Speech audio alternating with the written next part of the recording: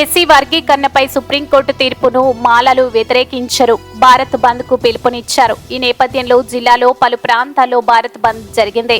Nellore RTC బస్టాండ్లో మాల మహానాడు ఆధ్వర్యంలో RTC బస్సులను నిలిపివేశారు. గంట పాటు ఆర్టీసీ బస్సు నిలవడంతో భారీగా ట్రాఫిక్ జామ్ అయింది. ఈ సందర్భంగా వారు మాట్లాడుతూ ఎస్సీ రిజర్వేషన్ 23% పెంచాలని, జనాభా నిష్పత్తి మీద ఉద్యోగ అవకాశాలు కల్పించాలని వారు డిమాండ్ చేశారు. ఈ కార్యక్రమంలో మాల మహానాడు నాయకులు స్వర్ణ వెంకయ్య, వాదనాల వెంకటరమణ తదితరులు హాజరయ్యారు.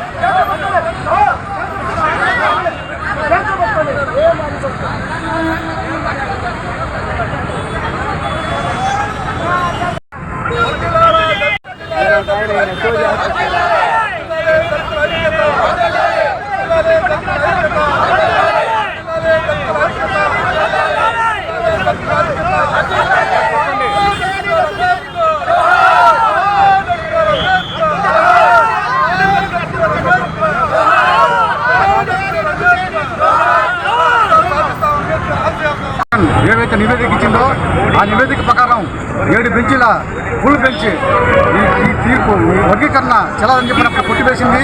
కానీ ఈ మోడీ ప్రభుత్వం వచ్చిన తర్వాత తెలంగాణలో ఎంఆర్పిఎస్ సమావేశ సభలో మోడీ గారు వర్గీకరణ చేస్తానని చెప్పిన హామీ ఇవ్వడం, మళ్ళీ 7 బెంచీల కోర్టుకి దీన్ని కేసుని మళ్ళీ రిపీట్ చేయడం, దాంట్లో 6 బెంచీలు మాత్రమే వర్గీకరణ చేసుకోవచ్చని చెప్పి ఇవ్వడం, ఒక బెంచ్ మాత్రం చెల్లదని చెప్పి ఇవ్వడం ధన్యవాదాలు తెలియజేస్తున్నాము.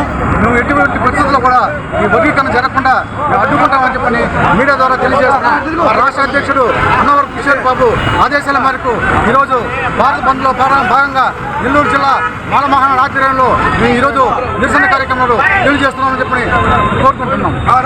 ఒకటే చెప్తున్నాం, ఈ సుప్రీంకోర్టు ఇచ్చిన తీర్పు రాజ్యాంగ విరుద్ధం అని సందర్భంగా తెలియజేస్తున్నాం. ఎందుకంటే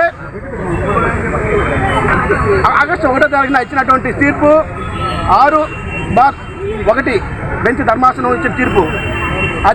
అదే సుప్రీంకోర్టు గతంలో 2004లో 9/5 బెంచ్ న్యాయస్థానం ఇచ్చిన తీర్పు రాష్ట్రాలకి ఎస్సీ వర్గీకరణ చేసే హక్కు లేదు, అది మా పరిధిలో కూడా లేదని ఆ రోజే స్పష్టంగా తెలియజేయడం జరిగింది.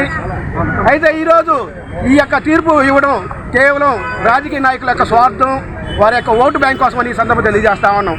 అంటే మాలామాదిలను విడిదీసి రాబోయే రోజుల్లో అసలు రిజర్వేషన్ లేకుండా చేయాలనే ఈ యొక్క ఉద్దేశంతో చేస్తున్నటువంటి ఈ రాజకీయ నాయకులు కుట్రని ఈ సందర్భంగా తెలియజేస్తా ఉన్నాం.